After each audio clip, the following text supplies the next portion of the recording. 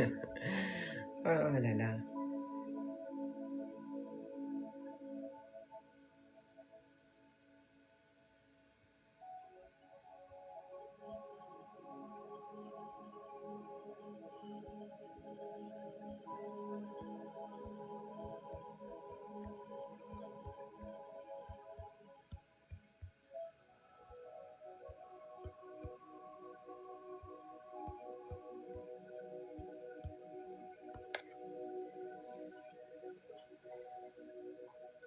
Ok, donc je disais, une maison habitée ne se remarque pas seulement par ce que l'on voit, mais par ce que l'on ressent.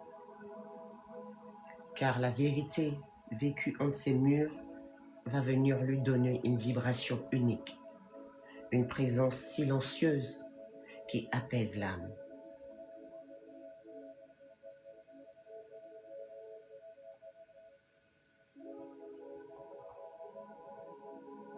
Et il existe des maisons simplement décorées.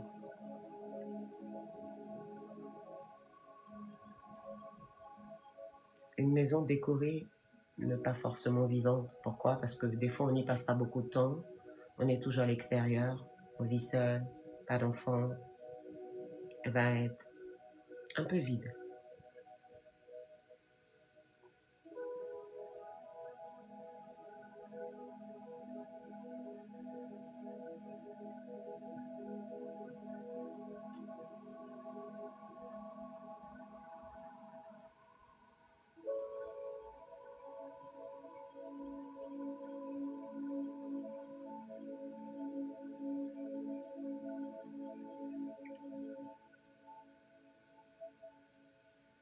Donc les corps vont venir ressentir ces lieux. Dans tout ce que nous faisons, avant de faire, peu importe ce que nous faisons, c'est notre corps qui va ressentir. Quand on vient sur un live, soit on peut se sentir tendu, dans une maison c'est pareil, soit calme ou soit agité. Merci Bella. Le corps capte l'énergie du lieu. Le corps va ressentir la mémoire. Le corps va ressentir l'ambiance. Le corps va ressentir la présence, la vibration. Le corps est notre premier signal. Coucou Tiffany, merci.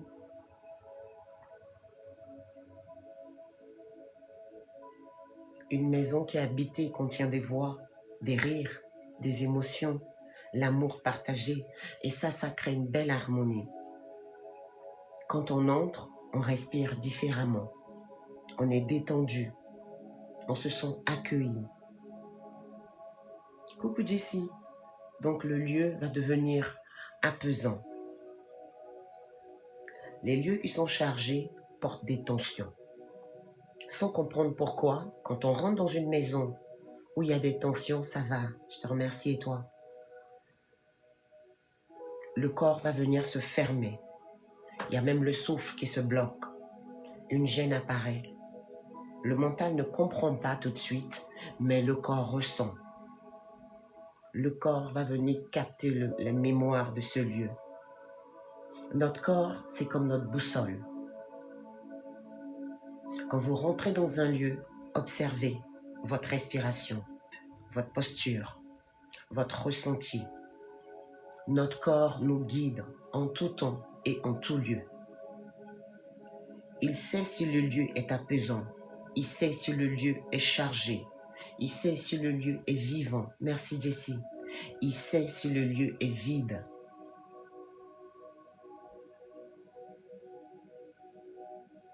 On va faire un petit exercice initiatique. Vous allez fermer les yeux. D'accord? Vous allez penser à un lieu où vous vous êtes senti merveilleusement bien. Et en pensant à ce lieu, soyez à l'écoute de votre corps. On fait ça pendant quelques secondes. Puis pensez à un lieu où vous avez été mal à l'aise et ressentez la différence. Votre corps reconnaît les mémoires des lieux, même s'ils sont passés. On fait cet exercice où on s'est senti super bien et où on s'est senti mal à l'aise. On ferme les yeux, on inspire. On expire, on s'ancre bien dans la matière et on va se projeter vers une expérience passée, dans 2 lieux différents, apaisés et dénués d'apaisement. Peu importe le lieu, virtuel ou réel. On le fait? C'est parti.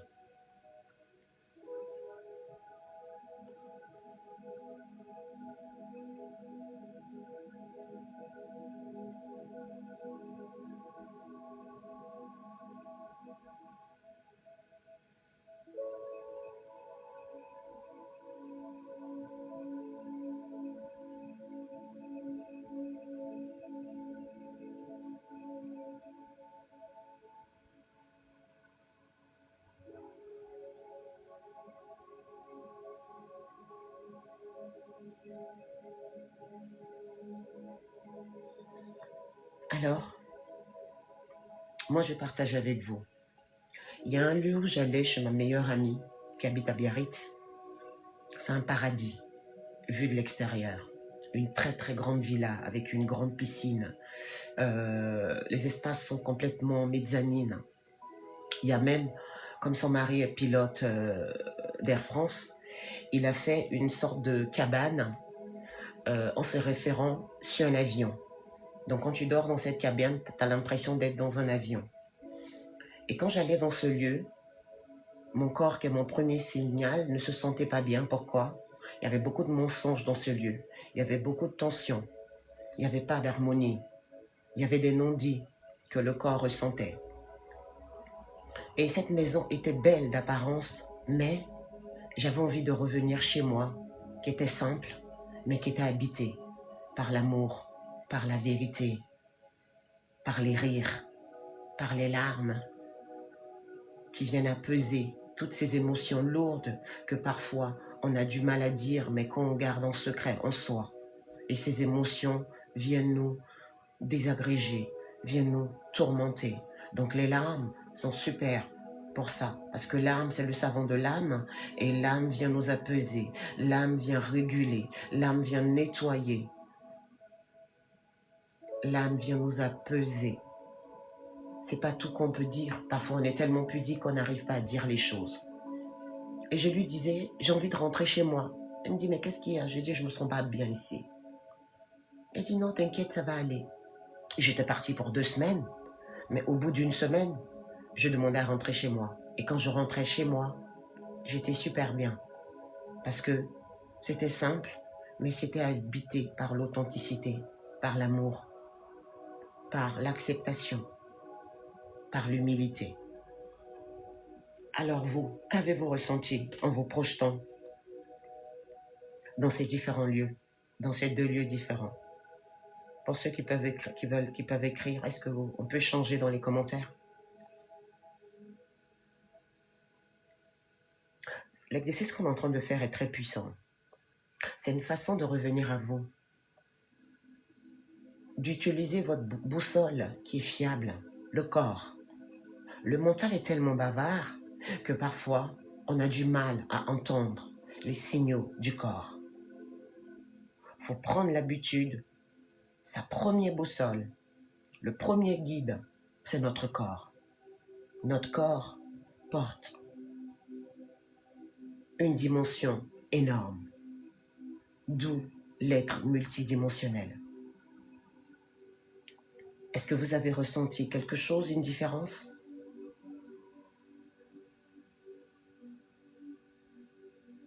Allez, ouvrez-vous. Alors,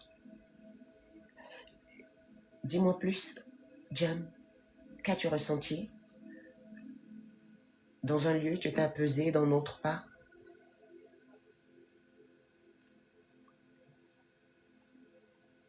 D'accord. Vous voyez que le corps parle.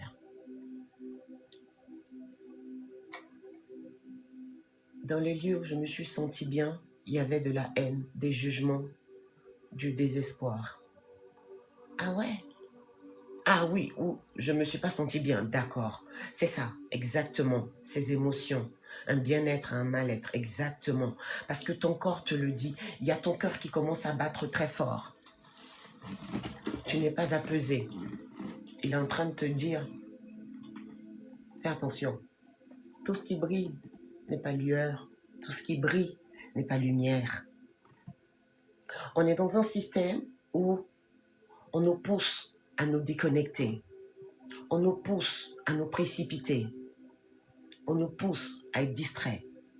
Mais si nous ne faisons pas la première démarche en disant qu'il y a un moment dans la vie, il faut tout ralentir, il faut aller s'écouter, il faut aller réguler son être multidimensionnel, oxygéner ses cellules, on court à notre perte, n'est-ce pas? L'écoute s'apprend. Dans les lieux mauvais, j'avais l'impression très nette de tes pieds. Exactement, tu es comme aspiré. La plupart du temps, quand je vais sur un live, les gens me trouvent un peu... Je sais qu'au premier abord, ça peut paraître comme si j'attaquais la personne. Moi, quand je vais sur un live et je vois que, par exemple, que l'hôte, elle est bienveillante et elle n'a pas ce courage de dire à une personne, écoute, arrête de parler d'une personne qui n'est pas présente ou arrête. En fait, ce que vous ne savez pas, quand vous allez sur un live et qu'une personne vient se mettre sur votre panel et commence à propager de la négativité d'une autre personne, de façon inconsciente, elle est en train de vous aspirer votre énergie. Parce que quand elle parle, elle capte votre attention. L'attention, c'est l'énergie. L'énergie négative va venir se nourrir de votre énergie positive. Donc, cette personne qui est en train de parler, inconsciemment, elle ne sait pas qu'elle est en train de vous vider. Par exemple, j'étais sur le live de Pépitas. Il y a une personne, je ne vais pas dire son nom par respect, qui est venue et qui était en train de relater un fait qu'elle a vécu. Et moi, je lui ai dit, écoute, arrête, parce que la pauvre, elle a ouvert son live. Déjà que l'énergie est rare, on a du mal à pouvoir le gérer. Tu ne peux pas venir sur un live et venir propager ta négativité pendant plus de 20 minutes et dire que non, que toi, tu n'en as rien à faire, ça ne fait rien. Non, il y a une incohérence entre les personnes qui viennent qui te dire que moi, ça ne me touche pas. Ça ne peut pas ne pas te toucher. Ça va te toucher parce que tu as un cœur qui est vivant, c'est un organe, c'est le siège des émotions. On ne te demande pas que ça ne te touche pas, on te demande que ça ne t'absorbe pas. Tu ne peux pas venir sur le panel de quelqu'un et venir propager ta négativité, parler des autres. Le verbe est créateur, tout ce qui sort de ta bouche, même pendant que tu manges, c'est important. Pendant que tu manges, tu ne dois pas propager de négativité. Ton corps comporte de l'eau et de l'électricité. Tu es en train de manger et tu parles du mal d'une personne. Tu es en train de manger et tu propages de ton mental de la négativité. Sans le savoir, tu es en train de créer des blocages et de t'empoisonner. Il est très essentiel pendant ces moments sacrés d'être dans une énergie positive. Une personne qui vient faire de la médisance, qui vient parler pendant que tu manges, ou bien quand tu es sur un live, je vois la plupart des gens sur des lives qui mangent pendant qu'ils font des lives, c'est dangereux. Si ton live, tu ne peux pas le gérer, le modérer avec tous ceux qui montent et qui commencent à prendre la parole et à propager de la négativité pendant que toi tu manges, de façon inconsciente, tu es en train d'ingérer dans ton corps de la négativité.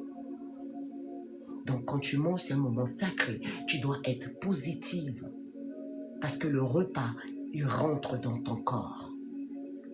Et ça, c'est des choses qu'on n'apprend pas à l'école.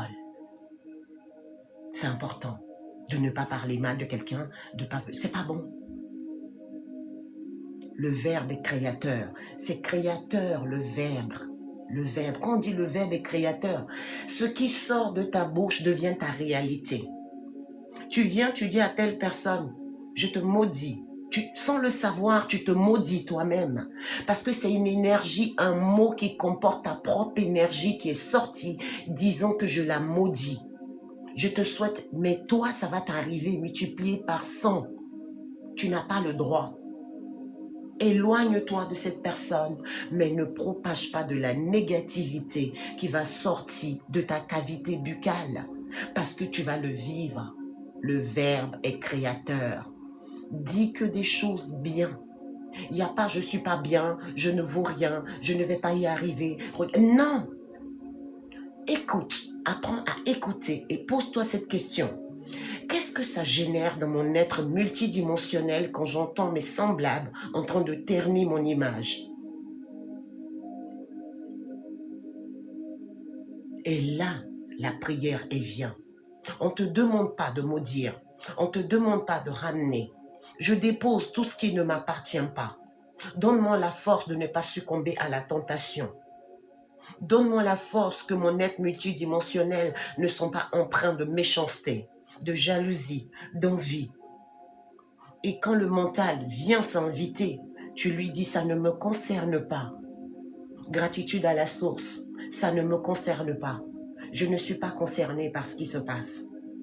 Observer, apprendre à écouter, apprendre à faire de ces moments dont notre corps a besoin, que ce soit le repas, que ce soit même l'eau que nous buvons, à ralentir.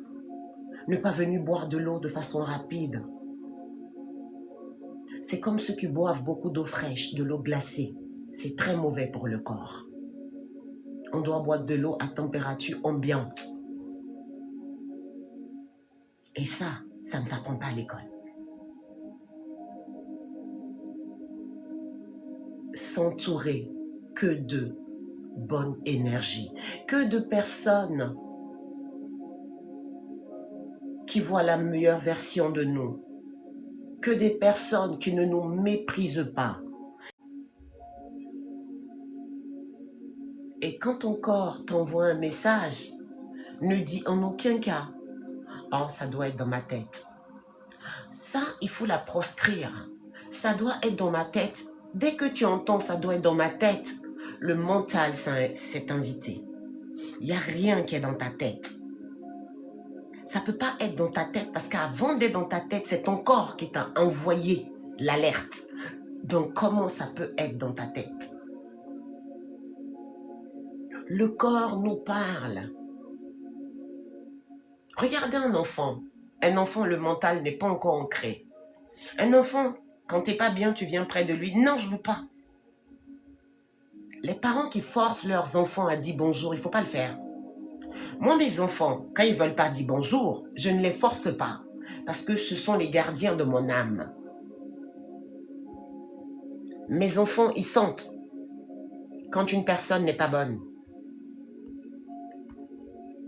Et quand une personne est bonne, ils le sentent. Donc moi, si mes deux filles ne veulent pas dire bonjour, je respecte. Parce que tu souhaites un bonjour à quelqu'un. Donc si cette énergie rentre chez toi, que toi, tu n'as pas la capacité d'être à l'écoute de ce que ton corps t'envoie comme signal, tes enfants, ils le sentent, même par le téléphone. Et des fois, quand tu ne sens pas, on dit dans une maison, il y a des racines et il y a l'arbre. Moi, chez moi, les racines, c'est mon mari. L'arbre, c'est moi. Si mon mari n'est pas là, moi, je tombe. Parce que quand je ne sens pas, lui, il le ressent. Il me dit tout de suite au téléphone, celle-là, il faut faire attention. Et j'écoute ce qu'il dit, mon mari.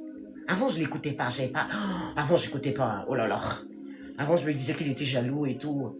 Mais maintenant, on a tellement traversé des zones de turbulence que toutes ces zones nous ont permis d'être connectés tous les deux.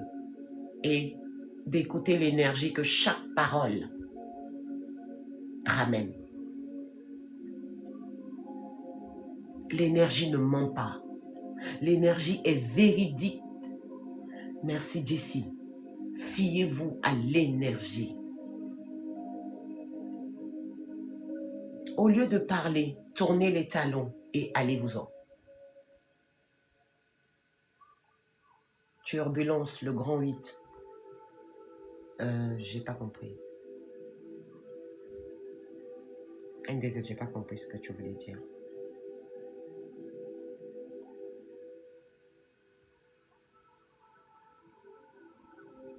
NDZ a dit turbulence, le grand 8. J'ai rien compris. NDZ, c'est un manège. Ah, ça veut dire. C'est NDZ, moi je comprends pas. Des fois je comprends, mais des fois je comprends pas. Ah, C'est pas grave, on ne peut pas tout comprendre. Pépita, ça a compris, je crois. Mais tant mieux. Il y a ceux qui comprennent vite et ceux qui comprennent lentement. Là, je comprends lentement. Là, je ne comprends pas. Écoutez, écoutez votre corps, qui est votre première boussole. Oui, Pépita, ça l'a compris. Ils sont connectés. Moi, là, je t'ai connecté sur la thématique, donc, bon, voilà. Comme d'habitude, hein, encore la restriction. Ok, bref, on va continuer. Donc, j'ai trouvé que ça, c'était vraiment une thématique qu'on devait aborder. C'est toujours des initiations. Même si aujourd'hui, vous ne ressentez pas, un jour, vous allez commencer à ralentir. Parce que tant que l'on ne ralentit pas sa cadence, on ne peut pas ressentir. Quand tu es dans la vitesse, quand tu es dans la précipitation, tu ne ressens rien. Tu ne ressens pas. Tu dois ralentir pour ressentir. Ça te permet d'apprendre à te connaître. Quand on parle de connaissance de soi, les gens pensent que c'est l'invention de la 8e merveille du monde. Non. Ton corps va te permettre d'apprendre à te connaître. Où est-ce que je peux aller? Avec qui je peux rester? À qui puis-je me fier? Qui est qui dans le monde dans lequel nous vivons, qui est à la fois virtuel et réel? Moi, je n'ai pas besoin de demander à quelqu'un qu'est-ce que tu penses de telle ou telle personne. Dès qu'elle va ouvrir, dès qu'elle va vibrer, je saurai. Je vois absolument tout. Je sais quand elle ment, je sais quand elle invente une vie, je sais quand c'est faux. Et des fois même, je vais plus loin. C'est pour ça que j'ai dit, parfois, il y a des gens qui sont chez eux. Elles se sentent mal. Quand j'échange beaucoup avec une personne, quand on se parle beaucoup, hier, j'étais chez moi, je ne vais pas dire le nom de la personne, et j'ai senti qu'il y a une personne chez elle qui était mal, qui était dans une émotion, qui pleurait. J'étais en accompagnement clientèle, donc je ne pouvais pas appeler. Donc, quand j'ai fini, quand j'ai terminé, j'ai appelé cette personne, j'ai dit, vers 14-15 heures, tu n'étais pas bien, tu pleurais. Elle m'a dit, mais comment tu sais ça? J'ai dit, j'étais ressenti. C'est la connexion.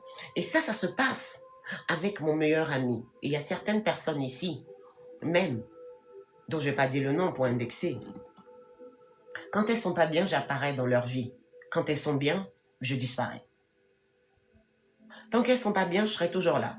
Et à un moment, dès que ça va bien, c'est comme l'univers te dit, c'est terminé là.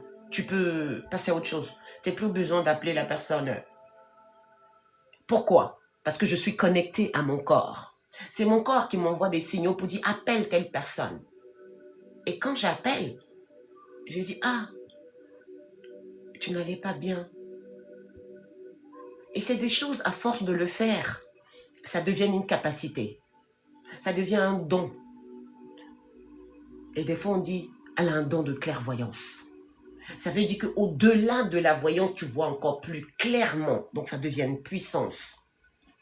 Et pour des gens qui ne sont pas initiés à ce genre de choses invisibles, la différence fait toujours peur. Ils vont te cataloguer. Ils vont te mettre une étiquette. Mais le monde dans lequel nous vivons, nous avons tous besoin d'être dotés de ce genre de capacité. Sinon, ce serait avancer dans un monde illuminé en étant aveugle. Aujourd'hui, ces personnes qui voient, ces personnes qui sont dans la clarté, parce qu'aujourd'hui, le virtuel encourage le drama. Il encourage tout ce qui est négatif. Quand tu fais des lives où il y a le drama, où il y a le mensonge, l'hypocrisie, c'est ces lives-là qui sont plus probants. Où il y a de la vérité, il faut avoir du courage, il faut avoir de la force pour continuer à rester intègre. Et moi, j'ai choisi cela. L'authenticité, la vérité et l'intégrité. Contre vents et marées. Moi, ça me va. Et c'est ce qui m'apporte ma paix, ma quiétude et mon alignement. Donc, nous allons continuer avec les codes et les signes. Comme notre corps nous parle, Les nombres nous parlent. Au travers de ces nombres, on perçoit des signes et on écoute ce qui résonne en nous. Certaines personnes remarquent dans leur vie des nombres à répétition. Ça peut être des heures miroirs, 11h11. Mais là, en l'occurrence, nous allons parler des codes. 111, 222, 333, 444, 666, 777, 888 et 999. Ils peuvent apparaître sur une horloge, un ticket, une plaque, un numéro, un écran, un t-shirt. Et il y a quelque chose qui va venir capter notre attention. Et ce n'est pas forcément le chiffre qui parle, c'est la conscience qui remarque. Car avant même de comprendre, il y a une sensation, un arrêt intérieur, une présence, comme si quelque chose venait te dire, regarde, écoute, ressens. Les nombres deviennent alors des rappels, des points d'attention, des moments où l'on revient à soi. Il est toujours question de ce corps qui perçoit avant même le mental.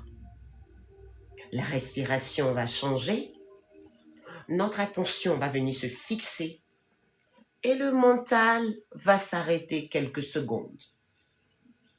Il y a un micro-silence intérieur qui commence. C'est là que débute la perception. Parce que le corps ressent une présence, une pause, une intuition, une sensation. C'est pas le nombre en soi qui a créé cela, mais c'est notre conscience qui s'ouvre à cet instant. Les nombres, quand ils sont répétés, ces codes, deviennent des repères, comme des prédictions, pas comme des certitudes, mais comme des invitations. Par exemple, le 111, ça peut être une ouverture. Le 222, la plupart des gens savent, c'est un appel à l'équilibre. Le 333, par exemple, ça peut être une expansion. Le 444, on peut te dire, par exemple, tu n'es pas encore ancré. Le 555, ça peut être une transformation. Le 666, une incarnation. Le 777, une intuition profonde. Le 888, une puissance alignée. Et le 999, comme tout le monde le sait, la fin d'un cycle. Mais ces significations ne sont pas fixes. Elles sont des supports. Comment savoir si un nombre s'adresse à nous? Il y a plusieurs signes. Soit on le remarque spontanément, soit il attire notre attention immédiatement. Il va apparaître plusieurs fois, ou bien il arrive dans un moment précis. Il va créer une sensation intérieure.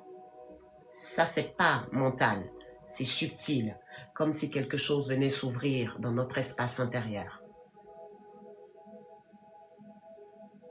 Un même nom peut apparaître à des moments différents. Mais le sens dépend du moment. Par exemple, vous voyez 444 avant une décision. Vous devez prendre une décision dans votre vie et vous voyez 444. Votre corps va se calmer. Et vous voyez 555 dans une période de changement. Vous ressentez un mouvement. Le nombre devient un miroir de notre état intérieur. Les nombres aussi peuvent être utilisés comme porte d'écoute. Quand vous voyez un nombre, vous pouvez vous poser cette question. Parce que le nombre est toujours lié à une sensation, à un ressenti. Qu'est-ce que je ressens maintenant? Dans quel état suis-je? Qu'est-ce qui s'ouvre en moi? Qu'est-ce qui demande mon attention? Le nombre devient alors une pause intérieure. Certaines personnes ne voient pas souvent les nombres. D'autres les voient régulièrement. Cela dépend de l'attention, de la sensibilité, de la présence. Mais il n'y a absolument rien à forcer. Parce que l'univers sait très bien. Il est au courant de tout. Le 8. Le mental, quand vous allez voir ces nombres, lui veut comprendre, il veut analyser, il veut donner une signification précise. Mais la perception est plus simple. Ce n'est pas ce que ce nombre signifie obligatoirement. C'est ce que ce nombre t'invite à écouter.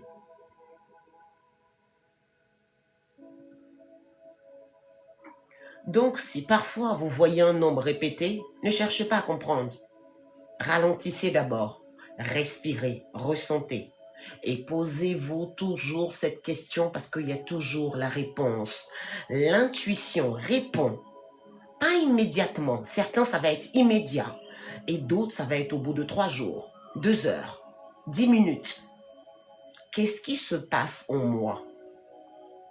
Donc, vous voyez que ce nombre devient une porte intérieure. Il va venir demander à ce qu'on ouvre une porte intérieure ou te prévenir qu'il y a une porte qui va s'ouvrir en toi, qui va te mettre dans un mouvement, dans des émotions secondes. Il te prévient. Donc, il va te dire, ne te laisse pas absorber, ne t'identifie pas, laisse-toi juste traverser. Tu es guidé. Comme nous le sommes tous. Nous avons tous, autant que nous sommes, une mission dans cette vie. Il n'y a pas que les élus, les appelés, les choisis, comme certains les appellent, d'autres initiateurs. On a tous une mission, quelle qu'elle soit, on a une mission. La conscience a besoin d'intégrer quelque chose d'essentiel, d'important pour notre processus, pour notre évolution, pour notre transformation. Tout ce que tu vis dans ce monde ici-bas, que ça soit un blocage, que ça soit alarmant, que ça soit aussi douloureux, tout est à sa juste place. Il y a une raison. On est en train de te préparer, non pas te formater comme le système nous formate, comme l'éducation nous formate. C'est la vérité. Si je ne suis pas dans la vérité, comment le divin peut me traverser?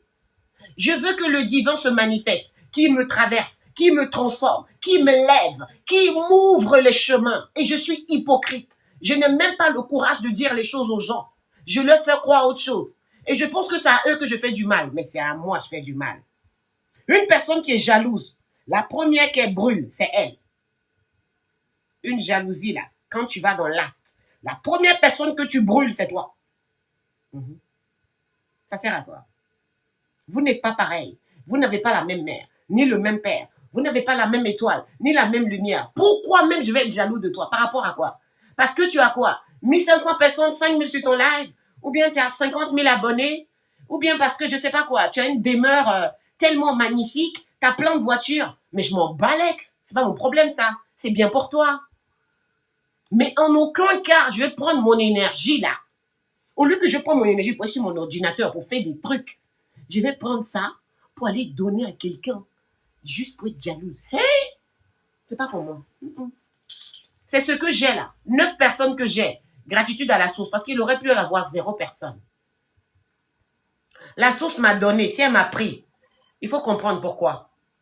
Parce que chaque chose que tu traverses a sa juste place. Au lieu de regarder chez le voisin, regarde déjà ce que tu as et dis merci.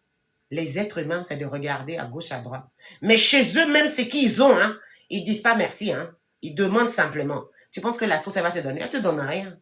Parce que tu es une ingrate, un ingrat. Au lieu de dire merci déjà, tu as la santé. Tu as un toit au-dessus de ta tête. Toi, toujours, tu demandes plus. Plus, plus. Et toujours à te comparer avec les autres au lieu de te regarder toi-même. Je peux pas. Moi, je serai toujours dans la vérité. Même si ça doit me mettre 2 personnes. Même si ça doit m'éloigner tous les hypocrites. Toujours dans l'alignement de la vérité. Qui que tu sois, président, élite, je ne sais pas quoi. Si tu viens me parler, je sens que tu es dans le... Je vais te le dire.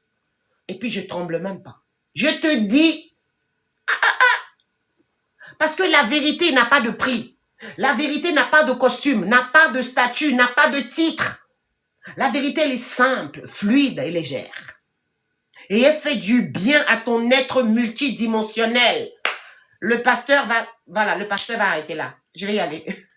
J'ai des choses à faire. Je vous aime. Je pourrais rester jusqu'à, mais là, j'ai beaucoup de choses à faire. Là, je devais finir à 15h. Regardez, j'ai fini à 16h. Ah, live là, c'est doux. Je vais mettre ça sur ma chaîne YouTube. Hein. Si vous voulez écouter, il faut aller bien écouter. Comment ça vous fait du bien. Vous avez vu le feu de la parole. Le feu, on a dit. En tout cas, restez positif. Hein. Souriez toujours. Ne laissez pas les moments de la vie, les expériences, ternir l'être que vous êtes. Un être qui sourit, qui cultive la joie de vivre. C'est un être qui tombe très rarement malade. Vous voyez? Parce que ça intervient dans l'hormone de la croissance. Quelqu'un qui rit, ça mobilise plus de 400 muscles. Et ces 400 muscles vont venir intervenir dans ton hormone de la croissance. Ça nettoie, ça régule. Donc, si tu es enfermé chez toi, que tu es en mal-être, que tu penses que la vie t'a oublié, sache qu'elle t'a pas oublié. Sors, va marcher. Tiens la porte pour une vieille. Je sais pas. Nettoie chez toi. Fais un peu de sport. Va refaire ton CV. Continue à envoyer et garde la foi. La foi, c'est pas du commerce. C'est pas une transaction. Ton moment viendra. C'est ça, garde la foi et ne regarde pas chez le voisin. Ne regarde pas. Arrête de scroller sur la vie des gens. Parce que tu regardes les autres vivre pendant que toi-même tu vis pas. Toute la journée tu scrolles. Tu es en train de regarder la vie des gens, hein? Mais toi-même tu vis pas, hein? Alors que tout ce que tu as scrollé là pendant 2 heures, imagine tu allais faire un peu de sport. Tu allais méditer pendant 20 minutes. Tu allais faire du débarras chez toi. Tu allais marcher un peu pour réguler ta circulation sanguine. Non. Aujourd'hui, il faut scroller seulement. Ça te sert à quoi? Tu peux scroller 10 minutes, tu laisses. Tu vas faire des choses. Prends un livre. Lis un livre qui va changer ta vision de la vie. Ouvre ton esprit. Ouvre tes dimensions. Reviens à toi. Arrête de regarder les autres vivre pendant que toi-même ta vie est en train de passer. Bon, écoutez, je vais y aller. Je vous aime. Prenez soin de vous. Et puis essayez de méditer sur tout ce que je viens de dire. Ce qu'on a partagé là. Méditez dessus. Si vous voulez réécouter le live, allez sur ma chaîne YouTube, La Voix de l'âme. Vous verrez. Et bientôt, je suis en train de créer une chaîne. Je ne suis pas encore prête. Vous allez voir que c'est des chaînes où vous pourriez aller voir certaines histoires retranscrites en film. Mais je travaille, c'est galère. Mais je suis en train d'apprendre. De toute façon, je n'ai pas trop le temps. Voilà, bientôt, je vous mettrai ce compte. Ça n'a rien à voir avec ce compte. Là-bas, ça va être, je ne suis pas là-bas. Si vous voulez vous abonner, mais vous allez regarder des histoires. Voilà, d'un monde meilleur, de certaines choses qui se passent, avoir des clés. Mais pour la génération de ceci, ça me demande du temps parce que j'apprends tout toute seule. Je mets, j'enlève, je vais chercher là-bas, j'ai fait, j'ai... Ouf! La créativité. Quand tu viens du créateur, ce qui fait que tu es l'être du créateur, c'est parce que tu as cette capacité de pouvoir créer. Voilà. Un être qui ne crée pas, qui est toujours en train de copier, en train de voler les idées des autres, est un être photocopie. C'est ça qu'on appelle l'être photocopie. Mais moi, je suis l'être original. Voilà. Moi, quand je fais des choses, je veux regarder d'abord. Je fais un lobbying. Un lobbying, c'est-à-dire tu fais une étude du marché. Tu vas regarder le marché virtuel. Qu'est-ce qui se fait? C'est qui se fait pas, tu fais. C'est comme ça que ça se passe. Bon. Bye. Il faut que j'y aille. Ce coup-ci, je dois y aller. Prenez soin de vous et merci pour tout.